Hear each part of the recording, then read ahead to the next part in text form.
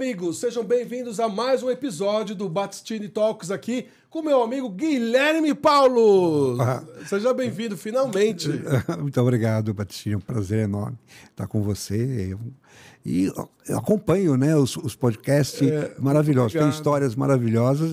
E obrigado por fazer parte dessa história também. Nossa, você é incrível. Eu estou muito, muito feliz de ter você aqui hoje, porque você é uma sumidade no turismo. Eu acho que você é um dos brasileiros, um dos empresários que mais lutou e luta, né, para que o Brasil seja mais respeitado e tenha condições melhores no turismo brasileiro. É verdade.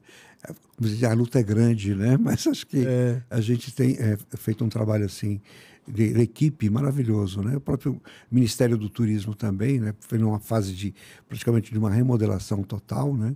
Mas acho que tem um futuro muito brilhante para o turismo brasileiro, porque cresce muito, né? O turismo aqui. Sim. Só o nosso litoral nossa Serra Gaúcha é fantástica, né? A Serra Catarinense, os Lençóis Maranhenses, o Pantanal, a Amazônia, as Cataratas do Iguaçu, que é uma das 7 maravilhas do mundo da natureza, o Rio de Janeiro, cantado em prosa e verso, né? Então, a gente tem a Bahia, que é fantástico, o Nordeste todo, né? Maravilhoso. Que tem um espetáculo para fazer. Então, o Brasil é muito forte, as cidades históricas de Minas, praticamente é toda a nossa história. Então, o Brasil é fantástico. Sensacional. Eu queria te dar um presente aqui do Alexandre Pinto e equipe. Muito obrigado. É uma Le Creuset para você tomar sua água aqui. Ah, que prazer. Muito obrigado. Muito obrigado mesmo, professor. Eu falei, será que eu vou ganhar esse daqui? Vamos tomar. Maravilhoso, maravilhoso. Qual a sua cor preferida? Qual a sua cor preferida? Olha, o vermelho. Eu gosto muito do vermelho. Gosta mesmo? Do azul, né? Do azul também? Do azul, amarelo. Eles têm também. Deixa eu pegar aqui só para guardar. Deixa eu pegar para mim aqui. Opa, por favor. Isso. Mais fácil. Obrigado. Obrigado. Guilherme, eu também queria aproveitar esse momento e agradecer também a Cíntia Parada, não sei se você a conhece. Uhum. Ela tem uma inteligência imobiliária muito grande. Uhum. Você consegue colocar, Gabriel? E ela cuida, assim, ela mudou ali a rua ali da Rebouças, com vários prédios comerciais.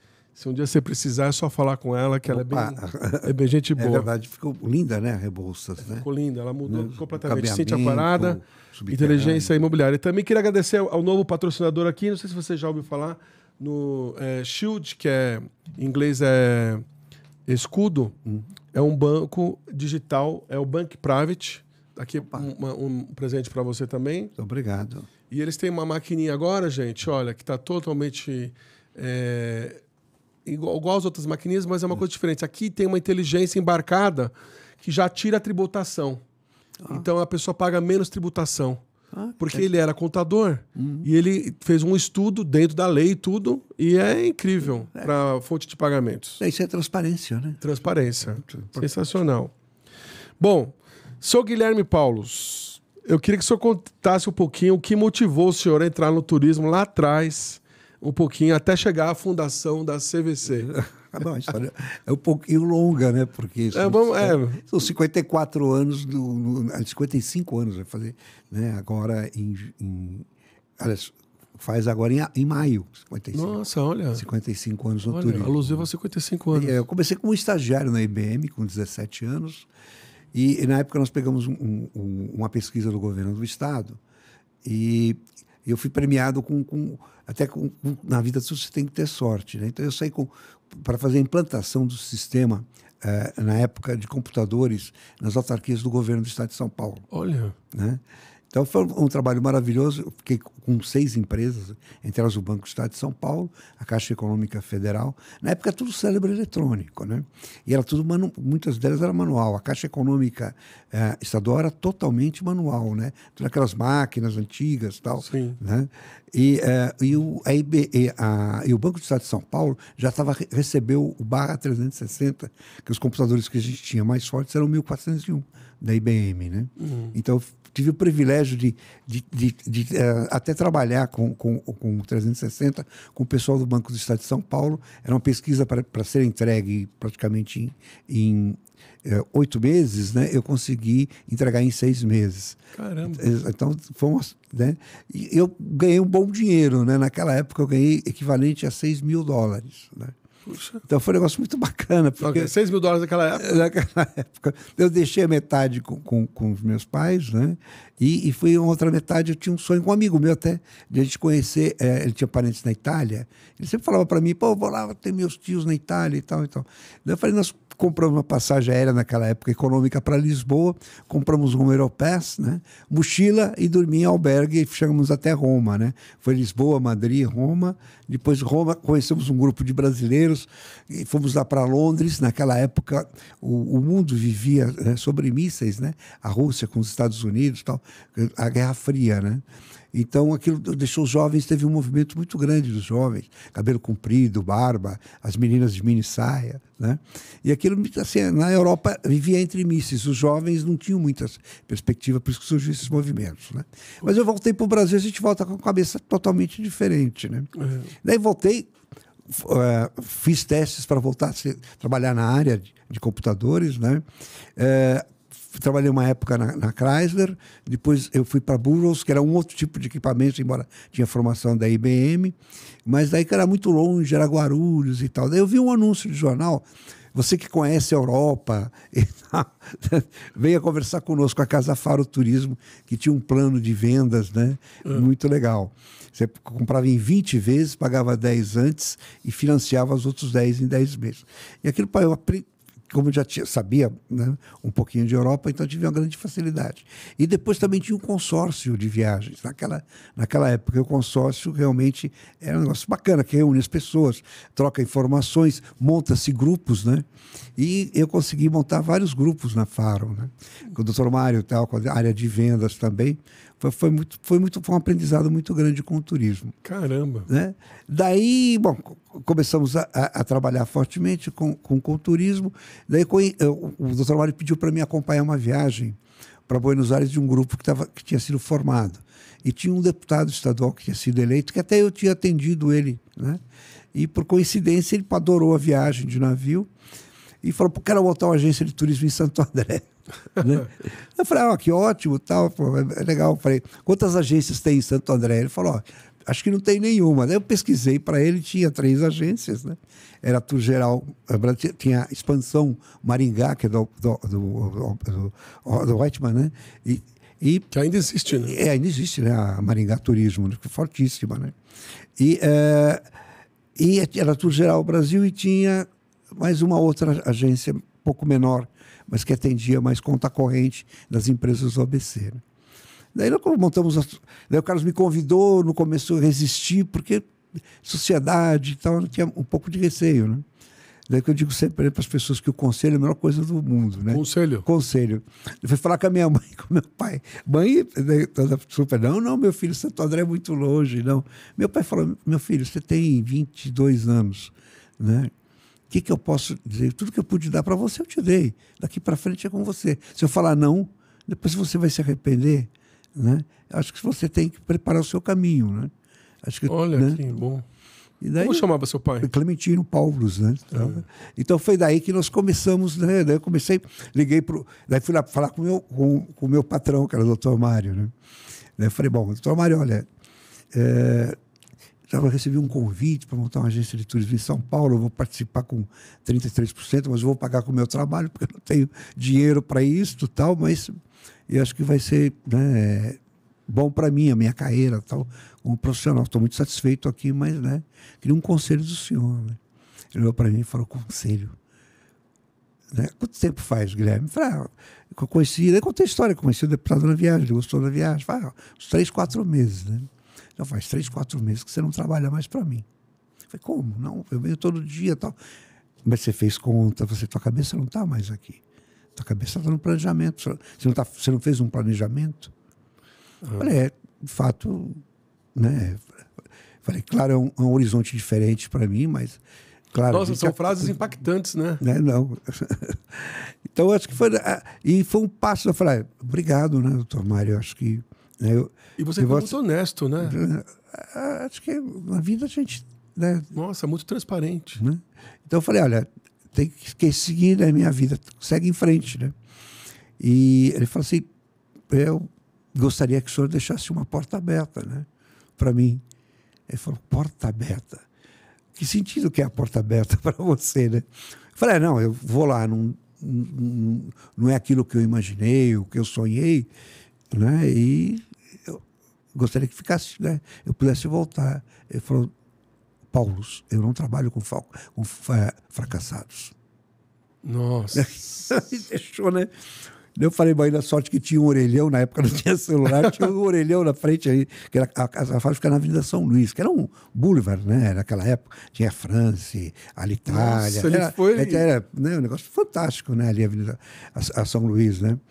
Daí eu falei, tinha um orelhão, lá eu liguei lá para a Assembleia, né? Legislativa, falei com o secretário, falei, não, doutor Carlos, tal, um minutinho o senhor vai atender e tal. Daí eu falei, doutor Carlos, ó, tudo bem, olha, já acertei minhas coisas aqui na Casa Faro, tá tudo bem e tal. Né? E era uma quinta-feira, né? Eu falei, olha, na segunda eu estou aí de manhã para a gente acertar mais detalhes e tal, e montar a empresa. Daí ele falou, não, venha no sábado.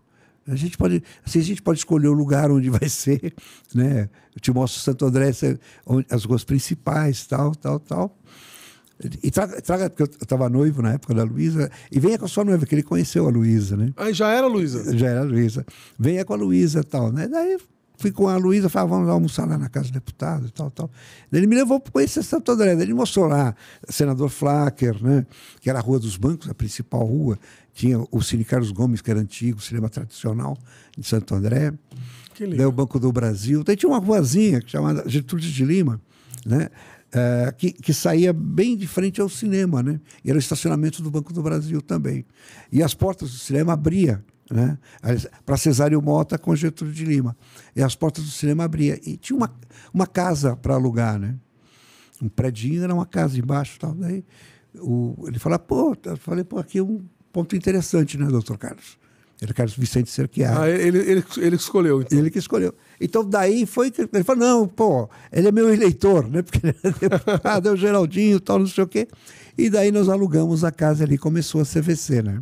Ficamos sócios de 72 a 76. Ele, infelizmente, ele era presidente do MDB, né? Fundador. Na época eu tive a oportunidade de conhecer grandes políticos, Mário Covas, Franco Montoro. Você imagina, com 22, 23 anos de idade, né? Então aquilo para mim foi um privilégio muito grande. E dali nós começamos com a CVC, daí montar o nome. Por que CVC? Né? Porque era Carlos Vicente Cerchiari. Ele era uma pessoa conhecida, né? Tinha sido presidente da Câmara, tinha sido 2 gestões como vereador. Ele era uma pessoa assim, era radialista, né? Inclusive era radialista, tinha uma coluna no Diário do Grande ABC. Então, era uma pessoa mais conhecida. Não adiantava colocar... Como eu trabalhei na IBM, e tinha muitas siglas, né? A BUA, que era uma empresa aérea inglesa. Você tinha... não existia a TAM ainda, né? Você tinha as siglas Varig e VASP, né? Uhum. Então, eu falei, nada como uma sigla, né? E o ABC também tinha muitas siglas. Então, eu falei, vamos colocar as iniciais do seu nome, né? CVC. Por quê? São 3 consoantes com uma tônica forte, que é o V, né? CVC, né? CVC. Ele ficou todo orgulhoso, falou, Guilherme, que legal. A ideia foi sua também do CVC, o nome, né? Exatamente, né? Então era o Carlos Vicente. Daí começamos, né? 72 e tal. Ficamos sócios até 76. Ele não foi reeleito, porque ele era para sair deputado federal, ele quis continuar como estadual, mas só com Quércia como senador, né? Naquela época elegeu, teve quase 2,5 milhões de votos, né? E elegeu muito deputado do interior de São Paulo. Né? Inclusive, até o Lincoln Grilo saiu como federal. O Lincoln foi muito bem votado em São Bernardo do Campo e tal. E o Carlos não saiu. Ele tinha 18 mil votos na época, né? E ficou como segundo suplente. Aquilo deixou ele muito frustrado. Aí eu descobri que o que era depressão. Ele ficou depressivo, porque, né, ele... Perdeu. Né? Ele não acreditava mais que ele fosse reeleito, tal. Eu tinha de 23 para 24 já. Né? E o Carlos tinha 48 anos, ele tinha o dobro da minha idade. Né? Então, para ele estava tranquilo com as coisas, ele tinha várias empresas e tal. Eu descobri que ele era um grande investidor, né? Ele tinha 3 empresas, a CVC era a 4ª. Né? Tinha um escritório de advocacia famoso, né? Ele se vangloriava muito das gloriosas arcadas de São Francisco e tal. Mas que bom que ele gostou do senhor, né? Nossa, foi assim, um presente. Foi um presente. Ele tinha 3 filhas, acho que ele foi como filho, né? Então, acho que ele me admitiu como filho dele, né? Então, foi uma oportunidade muito, muito legal, foi muito bacana. Nossa sociedade foi feita assim, sem... falando, Guilherme, eu não te dei um bom presente de casamento na época, porque estava no final das eleições, trabalhando e tal. Então, eu vou te dar CVC de presente. Eu falei, e as dívidas da eleição? Né? A gente tem sociedade, né? 33% você responde. Eu falei, não, claro, muito justo, né? Mas dali nós começamos, eu, a Luísa entrou como sócia, né? Porque na época não existia empresa de turismo individual, não podia, né? E dali eu e a Luísa começamos. Não foi fácil, né? Não, pagar dívida, tudo, mas graças a Deus a gente conseguiu. E daí nós começamos eu comecei a trabalhar que a gente atendia mais o corporativo, viagens, né, das empresas, né? Sim, que era para levar os grupos, né? Exatamente. Depois, não, era mais venda de passagem para as empresas. E venda também normal, na loja, né? Eu fui o primeiro a abrir loja de domingo, né? Porque ninguém abria loja de turismo em domingo. Não. E em São Paulo, normalmente era em prédios, não eram lojas de rua. Tinha para subir no elevador, tinha que preencher ficha, porque já existia segurança e tal. Não tinha câmera, né? Mas tinha que preencher e tal. E as pessoas, na época, as pessoas que mais viajavam eram pessoas mais abastadas e mais sêniores, né? Não eram pessoas jovens, né? Sim, sim. Então foi... Ali falei, bom, a nossa loja era de rua, né? Em Santo André, então foi um marco também. E eu comecei a abrir de domingo, falei, pô, o pessoal anda pelo centro e tal, não sei o quê, né? Tinha até uma feirinha ali no Oliveira Lima. Sensacional. Né? Daí eu falei, pô, nós começamos a atender, a primeira semana não deu ninguém, mas na segunda já veio gente pesquisar e tal, não sei o quê. Começavam a abrir de domingo, né? E daí eu recebo um telefonema, né? E nós tivemos um problema na época, depois foi criado o depósito compulsório. Então, as empresas que compravam passagem, que mandavam seus diretores para a Europa, para os Estados Unidos, né, que ali tinha as grandes fábricas, né, na Europa principalmente, né, muitas empresas, né, as montadoras todas de automóveis, tudo. Daí que deu o depósito compulsório, só quem viajava era o presidente na época da companhia. E aquelas viagens internacionais minguaram muito. E por coincidência dos deuses, eu recebo uma ligação do clube da Mercedes-Benz pedindo um grupo para o feriado da Semana Santa, que coincide, né, até com a Semana Santa agora, num programa de ônibus para o Vale do Itajaí. O Vale do Itajaí o forte era Itajaí mesmo, Blumenau, né? Por causa da própria colonização alemã. Sim. Né? Camboriú era mas o litoral mesmo era Florianópolis, né? Itapema já estava começando a surgir. E daí eu falei, bom, pelos meus conhecimentos e amizades que eu tinha em São Paulo, eu falei, quem é operador de turismo rodoviário? Daí eu fui conversar com os amigos, eles me deram todas as dicas, né? E eu montei o grupo, levei meu orçamento para a Mercedes e acabei ganhando a concorrência. Olha. Né? Foram 3 ônibus para o Vale do Itajaí. Daí, conversando com o pessoal da Mercedes, quando voltou, foi, né, a viagem, graças a Deus, foi um sucesso, né? Eu fui acompanhando a viagem e tal. Nunca tinha ido de guia, né? Mas você já tinha ido em Buenos Aires, mas no Brasil nem... Né? Mas você acaba estudando o que era, né? O Vale do Itajaí todo e tal. Nossa, você foi como guia. Eu fui acompanhando, levando um dos grupos, né? E os outros 2 eu peguei 2 guias de São Paulo, que eram não conhecidos mesmo, mas que eu acabei conhecendo. E aí a viagem foi um sucesso. Daí eu voltei lá no clube, conversando com o Maurício, que era o diretor, e falei, pô, Guilherme, você já foi lá na Volkswagen? Tem o Abrão Bober, que a Volkswagen tem um clube, o clube Volkswagen é fabuloso, tinha até time de futebol antigamente, né? Falei, era forte, não? Forte, nossa senhora. Daí e a Ford lá com o Dr. Angelini e tal, pô, o cara é maravilhoso. Também era forte, na Paulicéia. Exatamente, na Paulicéia. O clube era maravilhoso também, né? A Scania. A Scania. Né? Você tinha a Anchieta, a Carmanguia em cima e a Scania. Daí eu fui na Ford, marquei a entrevista na Ford e fui na Ford. Daí o doutor Angelino, que era o presidente do clube da Ford, eu não sabia, a indicação antigamente, era tão importante o clube de funcionários que vinha a indicação lá dos Estados Unidos. É como se fosse uma empresa de selecionamento, de recrutamento, né? Que eles entrevistavam os diretores, gerentes da fábrica para ser o coordenar. Então, e o doutor Angelino era assim, muito simpático com os funcionários da Ford, que tinha 32 mil, era São Bernardo e Ipiranga, né? Que legal. Daí ele falou para mim assim, bom, muito bem, senhor Guilherme, o seu calendário, né? Só tem um calendário? Eu falei, tenho. Peguei a agenda, né? Abri a agenda, falei, para quando é a viagem? Ele falou, não, um calendário de viagens, né? Falei, calendário? Chamou a secretária. Falei, pega traga o calendário da Ford dos Estados Unidos, de Detroit. Daí trouxe aquele calendário, eu olhei aquilo, vi, né? O Travel One Day, viagem de um dia, né? Weekend, finais de semana, férias dos funcionários, férias coletivas da fábrica e programa de aposentados. Eu olhei aquilo e falei, é uma mina de dinheiro isso aqui. Daí eu falei, não, posso copiar? Ele falou, não, pode levar, prepara e traga aqui para mim. Olha só. Organize um calendário. Daí aquilo eu comecei a organizei, levei e tal. Daí fui, né? Daí fui na Volkswagen, fui na Scania, fui na Pirelli, daí, na General Motors. E levava um programa já elaborado, né? Para as fábricas. E daí foi que eu virei o rei. O rei do turismo rodoviário, né? Nossa, parabéns. E daí, as viagens. Depois você tinha que atender também a parte da diretoria, não só da fábrica. Eles queriam viajar de avião. Então, via os americanos, os alemães, queriam conhecer a Amazônia, queriam conhecer a Bahia, o Rio de Janeiro, Foz do Iguaçu. Aí você foi crescendo. Daí eu fui com turismo aéreo também, né? Começamos a trabalhar com a VASP, com a Varig, Cruzeiro naquela época, depois a Transbrasil. E fomos crescendo. Daí criei rodoaéreo. Bom, daí a CVC foi crescendo.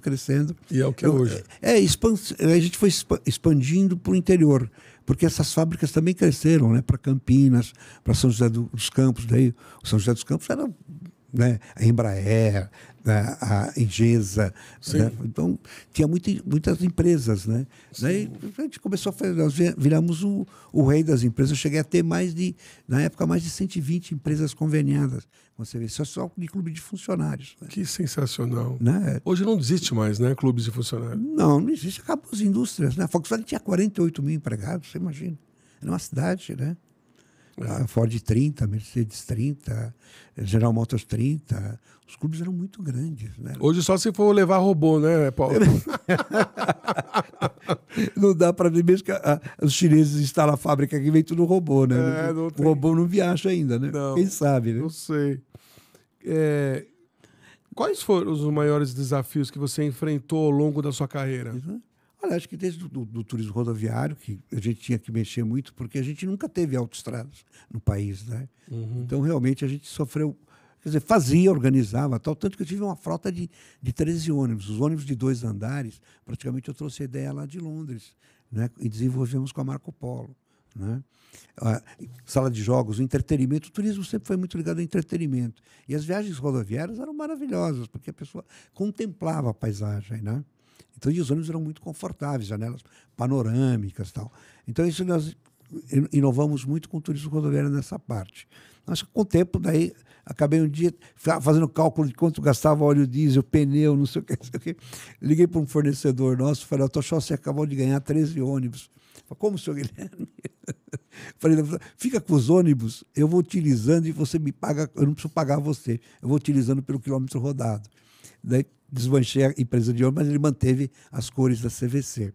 Daí eu descobri que se ele mantivesse as cores da CVC, daí eu comecei a falar, pô, por que o pessoal lá de Santa Catarina não tem um ônibus pintado com o nome CVC? Daí começamos a expandir, chegamos a ter ônibus em Nova York, no Líbano, num mundo de lugares. Até na Terra Santa tinha ônibus pintado, CVC, né? Um amigo meu falou, pô, Guilherme, viu o teu ônibus aqui na Quinta Avenida, em Nova York. Eu falei, não tem ônibus. Daí não caiu a ficha, mas não é um fornecedor nosso que atende, porque quem viaja para o exterior, quando vê, principalmente, né?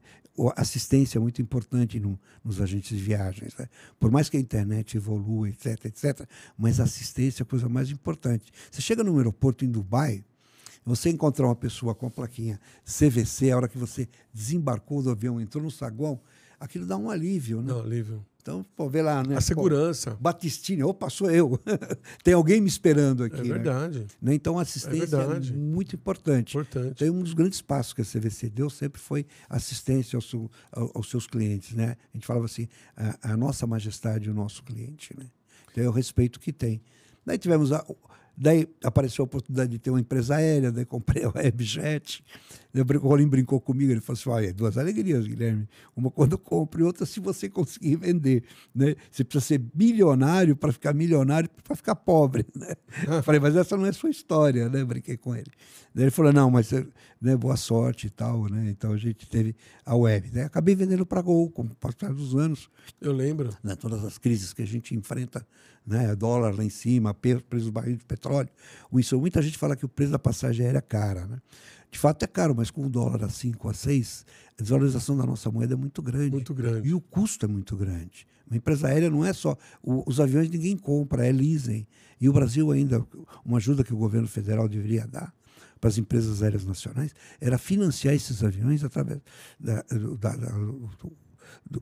de criarem um leasing, né? Para que um leasing, não digo subsidiado, mas em reais. Porque daí você não enfrenta a crise de o dólar sobe, dólar cai, dólar sobe. Isso dá uma instabilidade muito grande. Importação de peças no avião.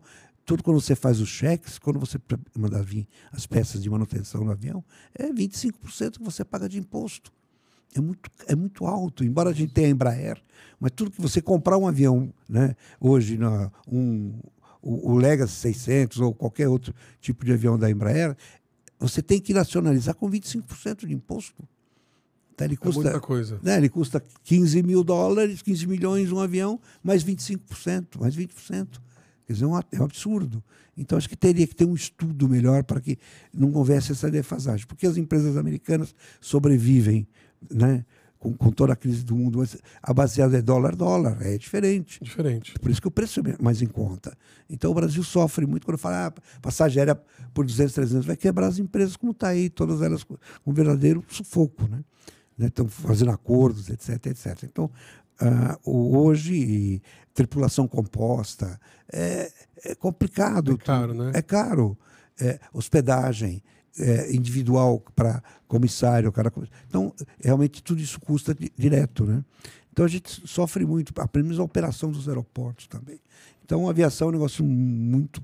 Você já está me respondendo um monte de pergunta aqui. É incrível. O Guilherme, como que você vê essa recuperação do mercado do turismo brasileiro após essa pandemia que nós vivemos? Olha,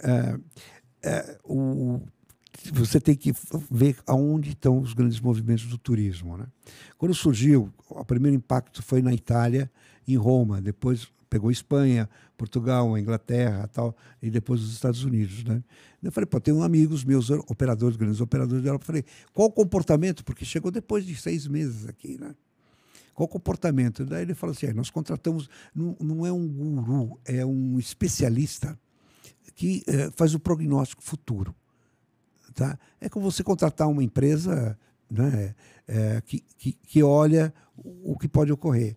E esse guru lá na Itália falou que qual seria o comportamento. Ele mandou para mim um resumo, né? E praticamente dos 5 itens, ele acertou os 5, por incrível que pareça.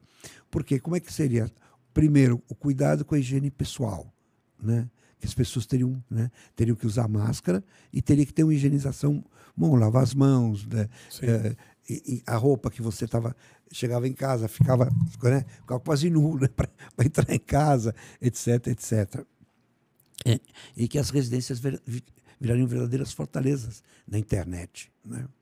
Então, acho que Andy Grove prognosticou isso lá na década de 90, quando falou que todas as empresas seriam da internet, né? E é verdade, né? Isso em 1990, final da década de 90. Andy Grove, né? Que era o guru, né? Na época, né? Então, eu peguei esses dados, né? E que as pessoas voltariam a viajar não de avião e nem de ônibus, mas com o seu próprio carro. E em distâncias curtas, de até 200, 300 quilômetros. Que é o que aconteceu, né? E é o que aconteceu, né? Então, quer dizer, não foi uma pesquisa que eu fiz, eu tinha uns hotéis na época, né? A Wish. Né? A Wish tinha 10 hotéis, né? Na época. Então, da Foz do Iguaçu... Mas você já teve coisa, hein, Guilherme? Você já teve coisa, hein? Nossa Senhora. Pelo turismo, praticamente, navios, né? Nós somos pioneiros em navios também. Você também já teve navio? Também já tive navio. Tive um navio na costa brasileira ano todo, né? Nossa, não sabia. A única coisa que eu não sabia de você era que você tinha navio. Nós fomos o maior fretador de navios do mundo. Nós tivemos 7 navios na costa brasileira. 7. 7 é um número meio esquisito, fala que é um número de mentiroso, né? Não. Mas é verdade, né? Não. Mas, 7 é um número... Né? Eu gosto do 7. Meu filho, o Gustavo, né? Tudo na vida dele é 7, 7, 7. Né? Eu gosto do 7. Né? Do 7. Eu sou mais o 8, né? Abrir. Né? Então, praticamente a gente conseguiu, né, desmistificar praticamente a crise. Não que criamos, mas trouxemos para cá, né, principalmente para os hotéis a curta distância. Foz do Iguaçu, pessoal norte do Paraná, todinho, né, Londrina, Maringá, Cascavel, Toledo. Então, nós fizemos um trabalho com os agentes de viagem para oferecer viagens de Foz do Iguaçu de carro. Né? No Rio de Janeiro, pessoal de São Paulo para o Rio de Janeiro. Né? Nós tínhamos em São Paulo também hotel, fizemos uma campanha no Rio para trazer os caras vindo de carro. Distâncias. Deu certo. Deu certo. Então, isso. Ô, Guilherme, agora que você colocou a CVC de novo de pé, você vai vender ela de novo? Não, quem está lá é meu filho, né? Né? O Gustavo. Né? Claro que, né, a gente não vou deixá-lo sozinho lá.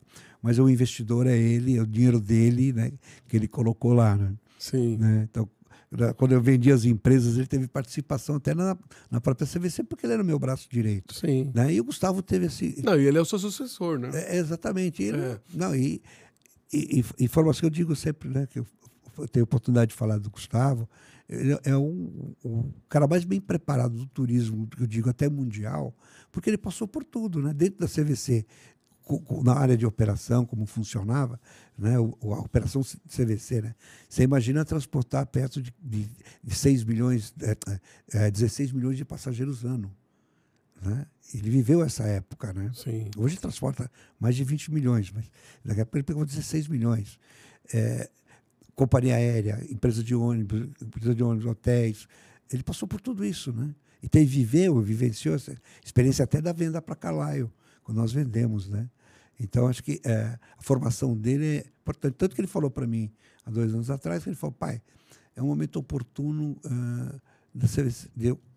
de nós entrarmos de novo na CVC. Eu falei, Gustavo, para mim já passou a época, né? Se você quiser, acho que, né? Você investe no teu dinheiro, do meu, não, deixa o meu em paz. Né? Ele falou, não, pai, o que você acha? Eu falei, não, eu acho que é oportuno. Ele pediu um conselho. Como o senhor fez Exatamente. com os seus veteranos. Exatamente. Então, o conselho é muito bom ouvir, né? Eu falo para os jovens, né, em palestra, você trocar ideias com pessoas de sua confiança, que você... Pai e mãe é óbvio, né? E depois com quem você tem uma ligação maior. Uma ligação, né? De profissional. Então, e meu filho fala, mas pai, eu tenho ideia de trazer o Godinho de volta, as pessoas que saíram, etc, etc. Não criticar as gestões anteriores, mas... toda empresa que passa pelo que eu sinto no mercado hoje, a gente vê de empresas que tiveram que abrir o seu capital, que, né, venderam parte das suas empresas, e no fim as pessoas que vêm acabam mudando muito o conceito da empresa. Né? E a CVC perdeu um pouco, né? Quando eu saí da presidência do conselho. Né? Perdeu muito. Né? E daí ela acabou se perdendo no conceito de atendimento a cliente, atendimento a fornecedor, que acho que é muito importante. O fornecedor é o seu principal. Eu adorei isso que você falou, Vossa Majestade, o cliente. O cliente, é o nosso, Sim, né? É o respeito que você tem. Né? Daí a gente criou vários slogans, né, para a CVC. Isso foi na época do Gustavo, né? Que ele trouxe o Vação, né, publicitário também forte, né? Para todo mundo existe uma CVC. É verdade. Né? É verdade. Então tem frases muito fortes. Né? E Guilherme, me fala um pouquinho do St. Andrews. O St. Andrews foi que é o seu xodó, né? Não é? É um xodó. Depois da crise, a gente vendeu os hotéis, né? Uhum. Né? E eu fiquei com o St. Andrews, aí o Gustavo falou, não, pai, St. Andrews você não vende, né? Esse é teu, né? Eu falo, por que você não quer que eu vou trabalhar com você? Ele falou, não, pai. É que você gosta, você estudou essa compra, você fez isto, né? Porque a gente... É um castelo maravilhoso. Criar um movimento para o turismo de luxo, um negócio assim, muito difícil. Não é que criou assim, um estigma de luxo, né? O que é o luxo? É uma coisa que você realmente sonha, tem a ambição de ter, né? E a prestação de serviço, o que é? É atender bem, acolher bem as pessoas que você recebe. Você tem que ter a arte de bem receber as pessoas, né? Se eu te convidar para você ir na minha casa, né? Eu vou preparar para você e tua esposa um jantar. Então, qual é a bebida que você gosta? Um vinho, um uísque, uma cerveja, uma água? Né? Não, Guilherme não bebe bebida. Né? Comida, que tipo de comida você gosta, né? Carne, peixe, né? Frutos do mar, carne, uma bela massa, né? Então, se eu não souber fazer, eu encomendo num restaurante bom. Mas você cozinha? Mas não, gosto de vez em quando que eu faço churrasco. Mas, né?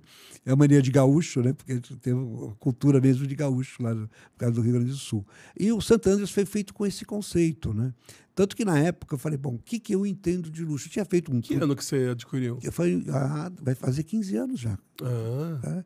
Então, falei, pô, o que foi oferecido para mim, eu não acreditei muito quando falaram de um castelo, porque tinha o Serrano. O Serrano é um hotel tradicionalíssimo. Em Gramado chegou a ser eleito o melhor hotel de serra, né, do Brasil. Sim. Então a gente tinha 5 restaurantes e tal. Eu já tinha essa mentalidade. Pelo próprio hotel, viajar o mundo todo, você acaba conhecendo o que é serviço. Então você acaba trazendo um pouco dessa experiência que você teve lá fora, traz para cá. E eu trouxe isso lá para o Serrano e para os demais hotéis que eu tive, né?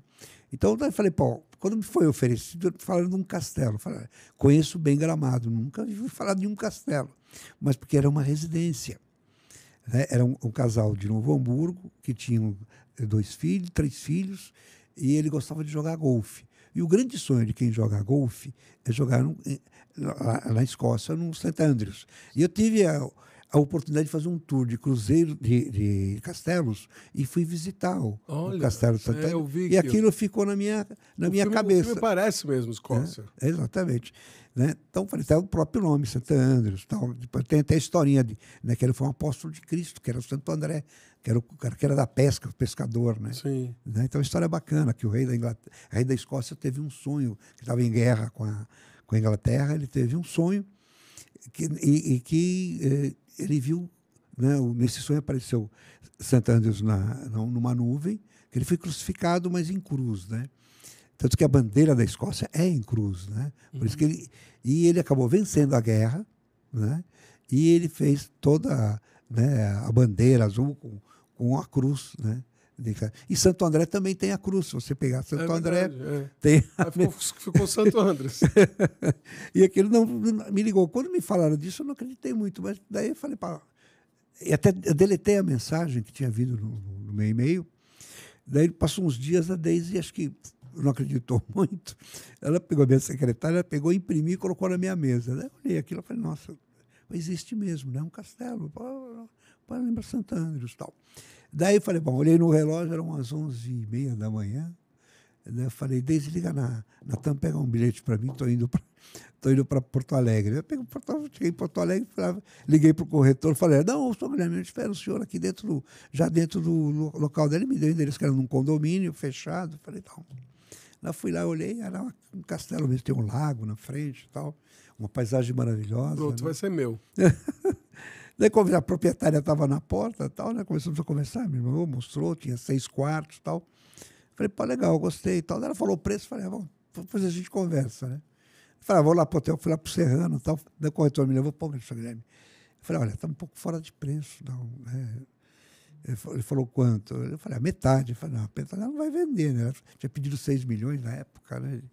Eu falei, não, 3, né? Falei, bom, daí chegamos em 4.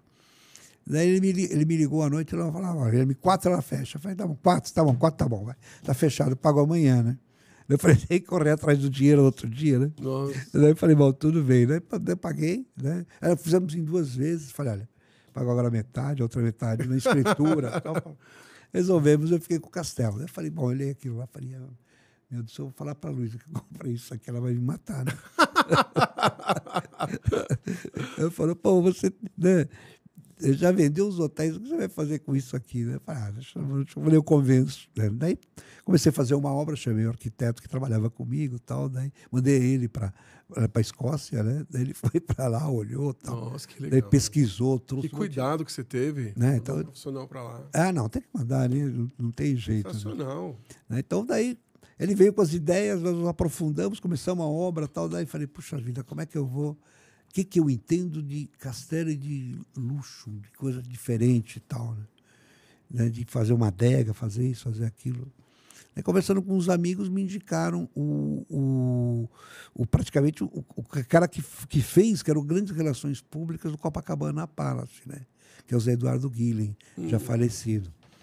Daí, quando o Salvador trabalhava comigo, que era meu diretor, daí o Salvador falava, vamos entrevistá-lo. Daí ele falou, entrevista você, depois eu falo com ele. Daí o Salvador entrevistou e falou, o cara é top, né, Guilherme? O cara entende. Tá, falei para ele do projeto, tal. Ele disse que topa vir desenvolver, né? Aí conversei com ele, fomos lá para Gramado. Ele ficou encantado, aquele Vale do Quilombo e tal. Que é lindo, né? Lindo. Não, o que você criou ali é uma coisa sensacional. Né, realmente no Brasil não existe, né? É.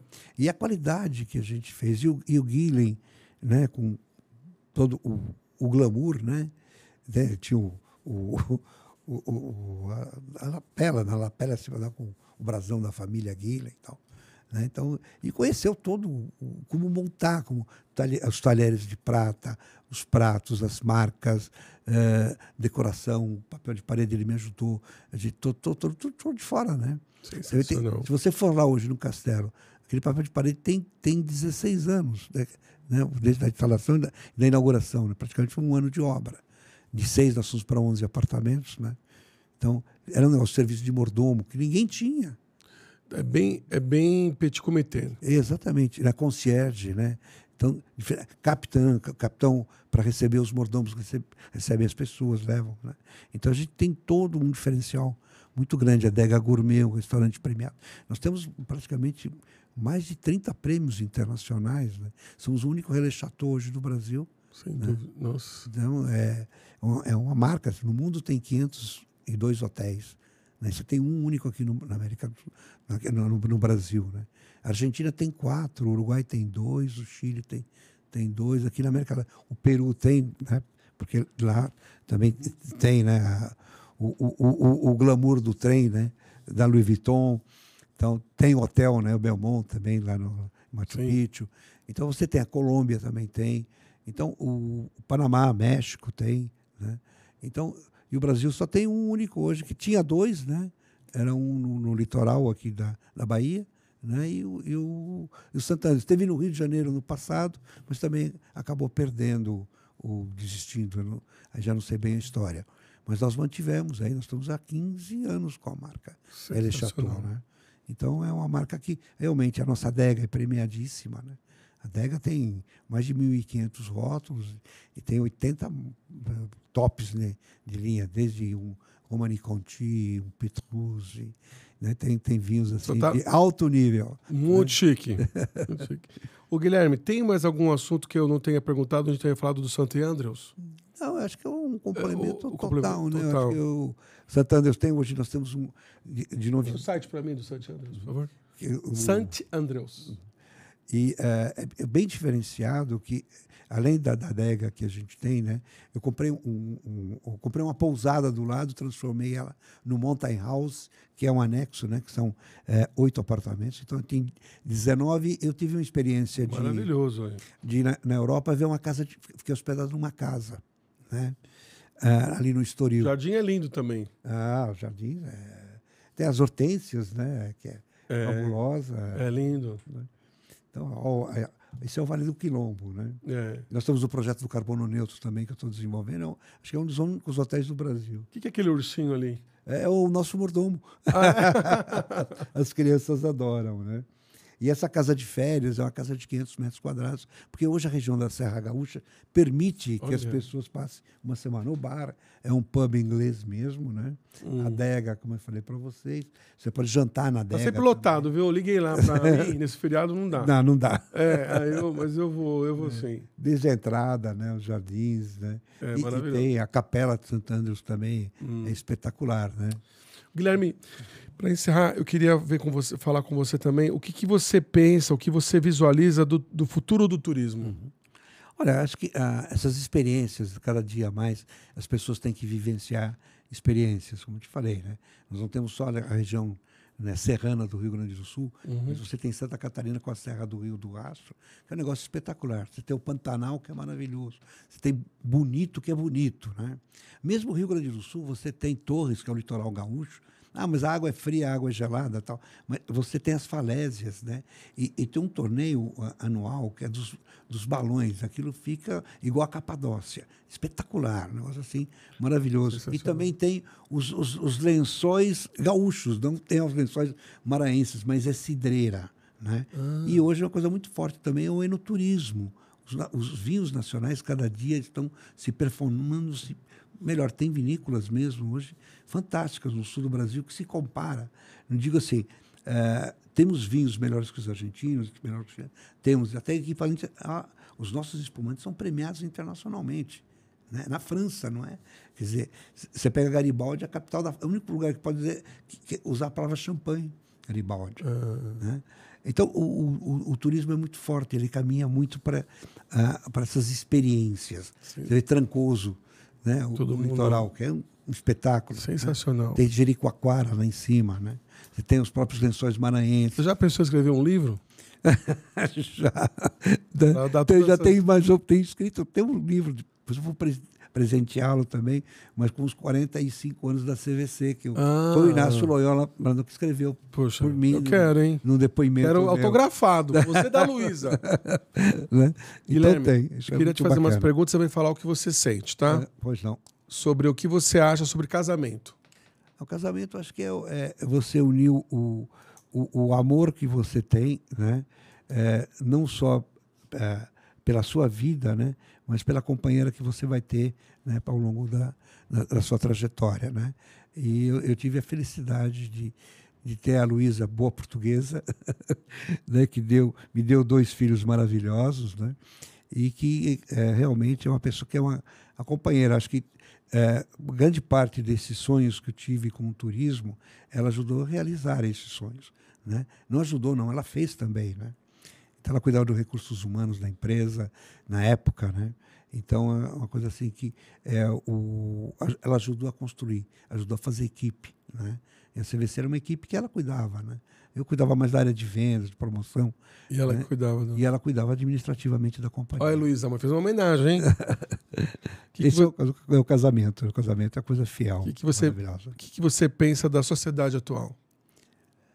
Olha, essa evolução toda da internet, tem até um filme aí com os jovens, né? Realmente é preocupante. Eu tenho 3 netas, né?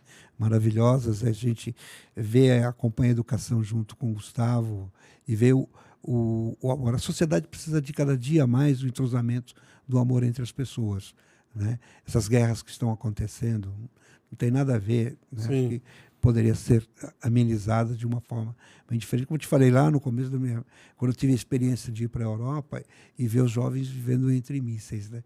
Não se tinha um futuro. Sim. Né? Então, hoje tem um futuro, mas um futuro que está sendo dominado intelectualmente, né? E a máquina continua moldando isso. Então, os robôs que nós falamos, né? Cada vez o homem procura minimizar mais esses problemas, né? E a inteligência artificial, que vem, desde que seja usado para o bem, maravilhoso. Eu acho que a evolução é a internet mesmo, né? Que revolucionou na nossa vida, facilidade. Hoje o celular é uma coisa espetacular, muito, né? Sim. Só que tem que ser melhor utilizado. A gente tem um receio, né? Porque praticamente muda o sentido humano. Então, a gente tem que tomar muito cuidado com isso. Acho que o principal fator é a educação. Sensacional. Guilherme, um lugar só. Um lugar só. Eu tenho uma paixão muito grande por Jerusalém, né? Porque acho que como eu sou católico e um pouco praticante, não digo que seja, né, muito praticante, mas acredito muito em Deus, né? Sim. E acho que a humanidade... É lindo. Né, tivemos aí, né? Então, não importa a religião, acho que todos nós oramos por um Deus só. Sim, sim. Né? Então, acho que a fé é muito importante, desde que você utilize sempre para o bem, nunca para o mal. Um desprezo? Acho que eu não tenho. Não tem? Não tenho, nunca uma desprezei. Coisa que dá um asco assim? Não tem? Não não tenho. Eu sempre brinco com os amigos, né? Eu falo assim, sou antipalmeirense, né? A enfermeira perguntou para mim se eu tinha alguma alergia. Eu falei, tenho. Ela falou, mas o senhor não apontou aqui. Eu falei, não, é brincadeira, só o Palmeiras, né? Mas é brincadeira porque meu sócio era palmeirense. Eu sofria muito com ele. O que você diria ao Guilherme se você encontrasse o Guilherme hoje aos 30 anos? Puxa vida. A gente tem que aprender com os erros, né, da gente. Acho que eu diria para o Guilherme, preste atenção, né? Procure errar menos, né? Sempre a palavra mágica é errar menos, né? Mas a gente vai aprendendo com os nossos próprios erros, mas tem que saber, né, corrigir, né? Se você souber, com o passar do tempo, ir corrigindo, né, acho que você resolve boa parte dos seus problemas. Guilherme, muito obrigado por ter vindo. Eu estava esperando muito essa oportunidade. Obrigado. Gente, queria agradecer. Muito obrigado. Até a próxima.